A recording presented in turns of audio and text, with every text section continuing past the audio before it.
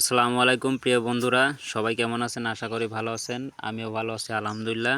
তো আমি আজকে পাবনা জেলা চাটমোহর উপজেলার কাটাখালী গ্রাম উত্তরপাড়া এই রাস্তার কাজ কমপ্লিট হওয়ার পরে দেখেন কিভাবে রাস্তার কাজটা কমপ্লিট হওয়ার পরে আবার এটাকে চেক করে দেখে যে এটার ভিতরে যে ঢালাই বা পাথরগুলা দিয়ে যে পিচ ঢালাইটা দেওয়া হয়, দেওয়ার পরে এটা কি মানে পুরোপুরি 100% ঠিক আছে কিনা সেটাই কিন্তু এখানে চেক করার জন্য তারা এসেছে।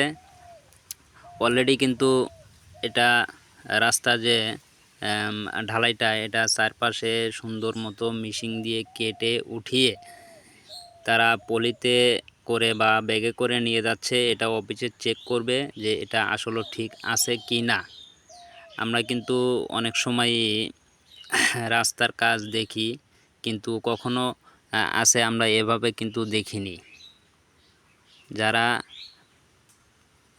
দেখেননি তাদের জন্য এই ভিডিওটা, যে কিভাবে রাস্তা কমপ্লিট হওয়ার পরে আবার চেক করে যে এই কাজ কিভাবে মানে চেক দিলে ভালো বা খারাপ হয়েছে সেটা চেক করবার জন্যই কিন্তু তারা এখানে এভাবেই আপনার ঢালাইটা সুন্দর মতো মেশিন দিয়ে কেটে উঠিয়ে নিয়ে যাবেন। নিয়ে যাওয়ার পর অফিসে নিয়ে যাওয়ার পরেই কিন্তু তারা চেক দিবে যে এটা ঠিক আছে কি না।